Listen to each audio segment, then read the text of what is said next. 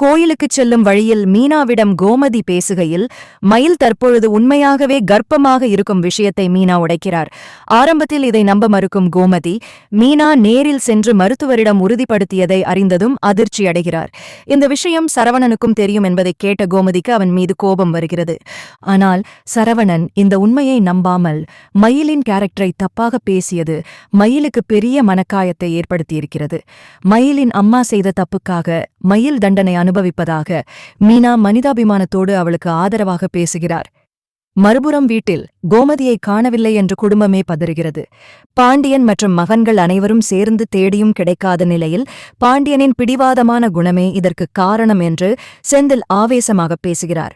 மூத்த மகன் சரவணன் முதல் கதிர் வரை பாண்டியனின் அதிகார போக்கை கண்டித்து பேசுகிறார்கள். செந்தில் இன்னும் ஒருபடி மேலே போய் பாண்டியனின் வெட்டி பந்தாவால் குடும்பமே நிம்மதி இழந்து கிடப்பதாக கிழித்து தொங்கவிடுகிறார். சரியான நேரத்தில் வீட்டிற்கு திரும்பும் கோமதி தான் ஸ்ரீரங்கம் கோயிலுக்குச் சென்றதாக கூறுகிறார். பாண்டியனையும் கோமதியையும் பேச வைக்க வேண்டும் என்பதற்காக காந்திமதி பாட்டியாடிய நாடகமே இத்தனை குழப்பத்திற்கும் காரணம் என்று தெரிய வருகிறது. ஆனால் தன் மகன்கள் தன்னை எதிர்த்துப் பேசியதை பாண்டியனால் தாங்கிக் கொள்ள முடியவில்லை. பாண்டியன் தன் வில்லத்தனத்தை காட்டும் விதமாக செந்திலுக்கும் கதிருக்கும் தான் கொடுத்த 10 லட்சம் ரூபாயை 2 மாதத்திற்குள் திருப்பிக் கேட்கிறார்.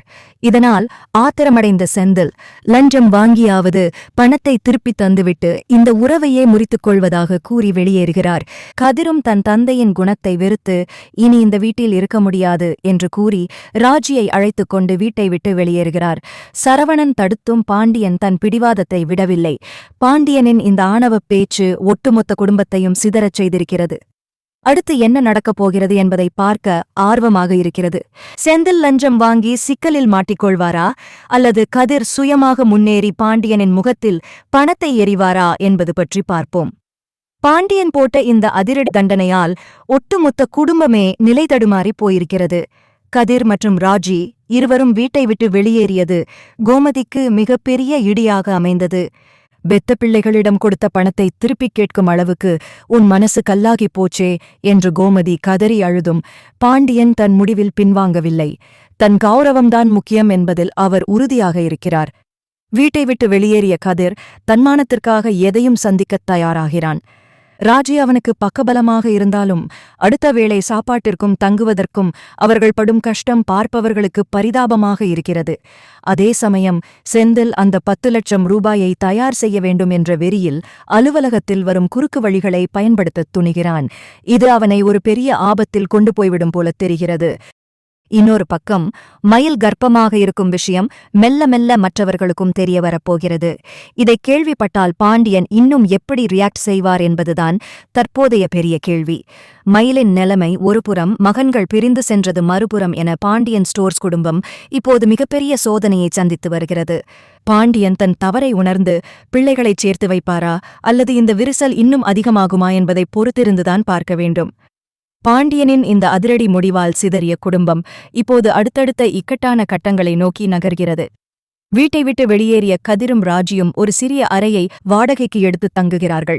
கதிர் தன்மானத்திற்காக கடுமையாக உழைக்கத் தொடங்கினாலும் கையில் பணமில்லாமல் அவர்கள் படும் கஷ்டம் கோமதியை துடிக்க வைக்கிறது. பாண்டியனுக்குத் தெரியாமல் அவர்களுக்கு உதவ நினைக்கும் கோமதியின் முயற்சிகள் ஒவ்வொன்றும் தோல்வியில் முடிகின்றன. உழைச்சு முன்னேறி அந்த பணத்தை அவர் முகத்திலேயே வீசுவேன் என்று கதிர் வைராகியமாக இருக்கிறான்.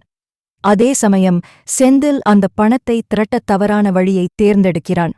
அலுவலகத்தில் லஞ்சம் வாங்கத் தொடங்கிய அவன் எப்படியாவது 2 மாதத்திற்குள் 10 லட்சத்தை ஒப்படைத்துவிட வேண்டும் என்ற பதற்றத்தில் இருக்கிறான்.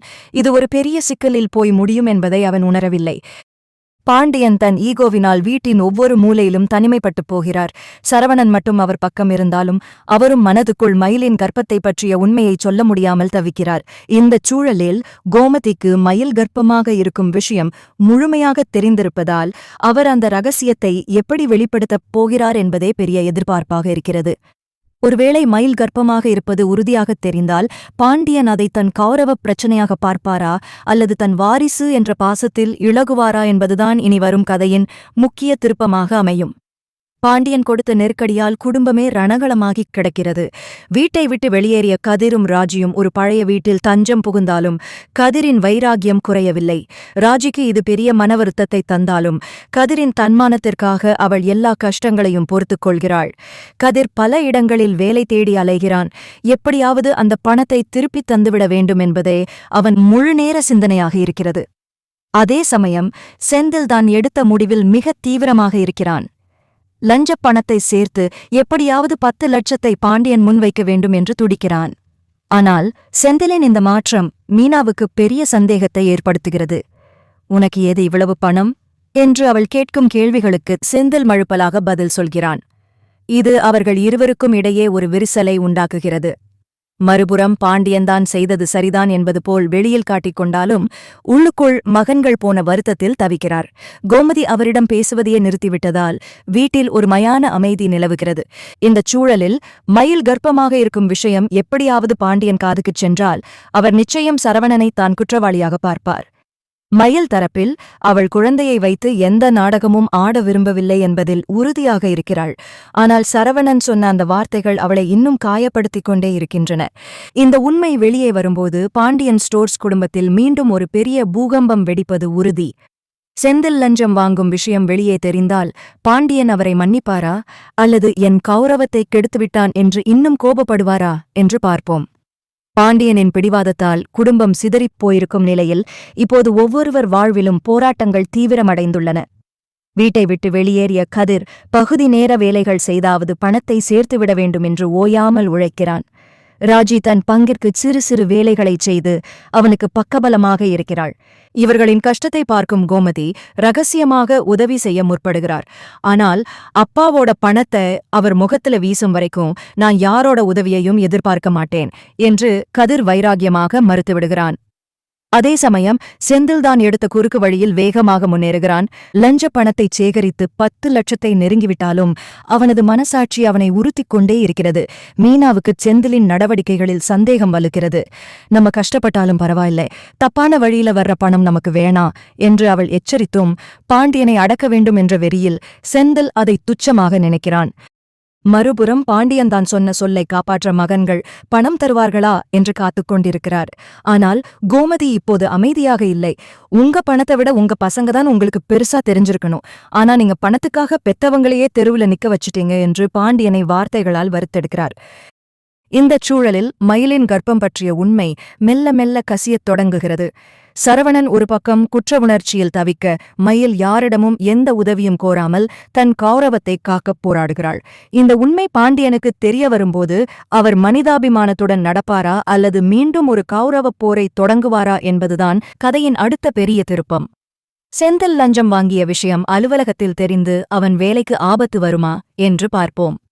பாண்டியன் கொடுத்த அந்த 2 மாதக்கெடு நெருங்க குடும்பத்திற்குள் இருந்த பதற்றம் உச்சக்கட்டத்தை எட்டுகிறது. கதிர் தன் வைராக்கியத்தில் துளியும் பின்வாங்காமல் பகல் இரவு பாராமல் உழைக்கிறான். ராஜிக்கும் கதிர் படும் கஷ்டத்தை பார்க்க சங்கடமாக இருந்தாலும் அவன் தன்மானத்திற்காக எடுக்கும் முயற்சிகளுக்கு தடையாக இல்லாமல் உறுதுணையாக நிற்கிறாள். ஒரு கட்டத்தில் கதிர் தன் பழைய நண்பர்கள் மூலம் ஒரு பெரிய ஆர்டரை பிடித்து பணத்தை சேமிக்கத் தொடங்குகிறான். இவர்களின் இந்த தனிநபர் போராட்டம் பாண்டியனின் காதுக்கும் செல்கிறது. தன் மகன் இவ்வளவு கஷ்டப்படுவதை கேள்விப்படும்போது பாண்டியனின் உள்ளத்தில் ஒரு சின்ன அசைவு ஏற்பட்டாலும் ஈகோ அதை தடுத்து நிறுத்துகிறது.